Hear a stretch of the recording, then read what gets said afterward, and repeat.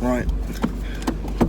Let's hope that I don't get into a fucking huge crash. So what is up, guys? Welcome to another video, and today we are in my MX5 to answer your questions that you left in the last video. For those that didn't watch the last video, essentially it was a quick video just literally showing the car off, letting you guys know that I have bought a new car, and in that video I asked you to ask me a bunch of Q&A questions which I was going to answer in this video. A lot of the questions were very similar. A lot of them were kind of like frequently asked questions, so we're going to go ahead and go through all those, go through some of the more individual questions, and you know, just give you guys a bit of an introduction what I'm going to be doing to Mako, the MX5. First things first though, is I am going to pull over because I feel like I'm shouting and it probably isn't that useful that the top is off.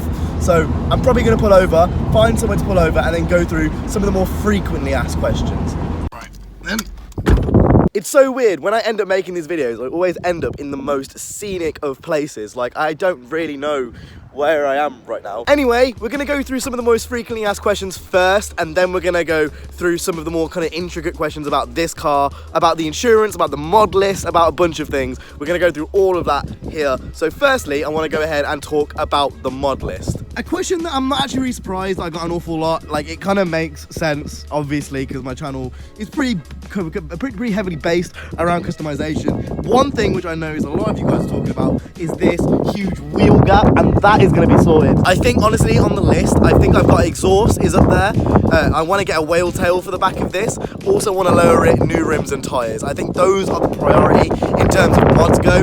In terms of ridiculous things like supercharging and turbocharging, I think for now at least, I'm not looking to do any of that. I think for me now, obviously the tyres and the coils are kind of priority, and then the exhaust, just to be that guy. I honestly think the car is wide enough already. Like, the arches, it's one of those things, like, until you see it in person, these arches are so much bigger than like they look. I don't know, I feel like a wide body for now at least would be a bit OTT. I do think maybe a diffuser, a splitter, and a whale tail at the back is something which I'm more inclined to do. I think the whale tail is one that I'm definitely gonna do. But overall, there are a few little mods here and there, like on the inside, for some reason, I don't know why.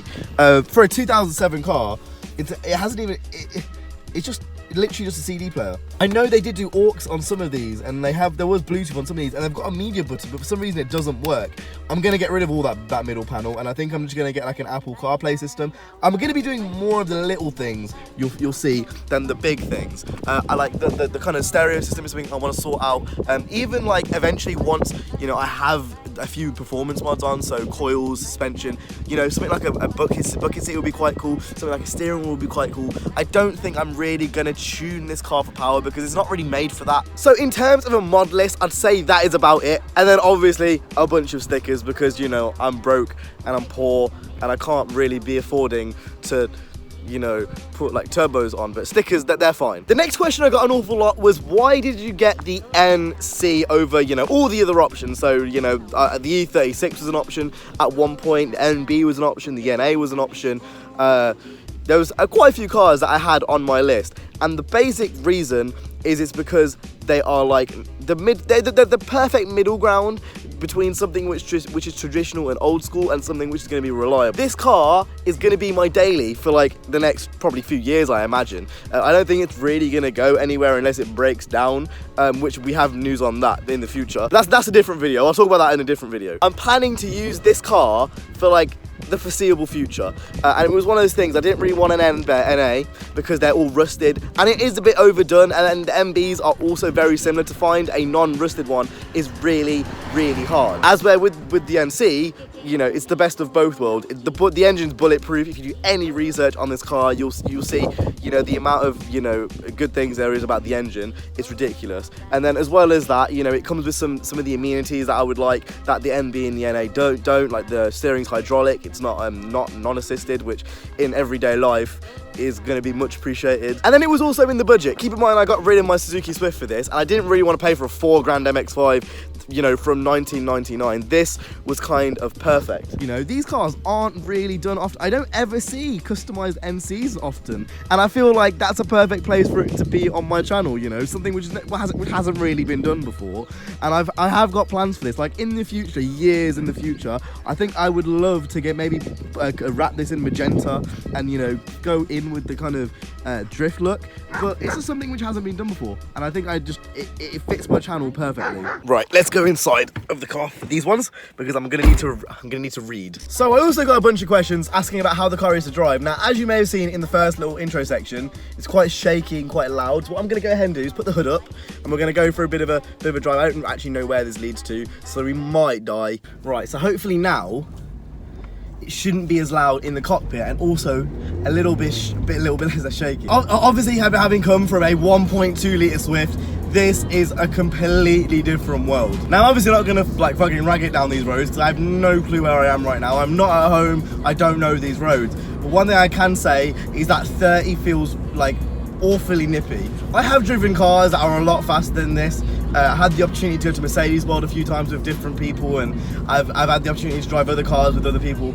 And I've got to say, it's very weird. Everyone always says the MX-5 isn't fast, but in second and third, it's all you need. And I completely get it now. In second and third, this car is awfully nippy. It's one of those things.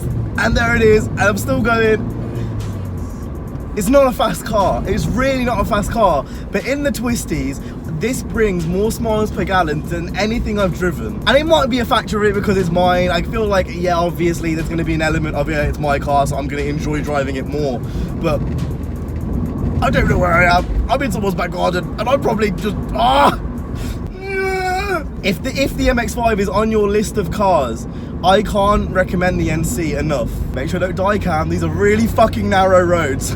It makes sense to me why MX-5s are overdone now. That was one thing which I've always been a bit confused about. I think looking back on the whole thing now, it just makes sense to me why these cars are used. They're just really fun, cheap, reliable, two-seater sports cars that don't have a roof. That is literally what is so great about this car. It's such a simple platform, executed so well. I get it.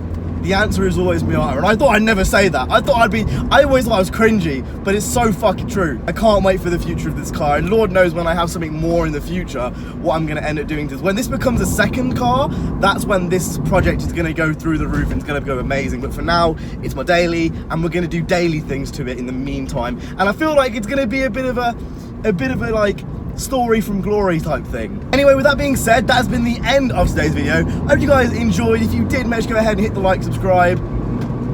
I will see you guys in the next one. You guys have been awesome. Stay safe and peace.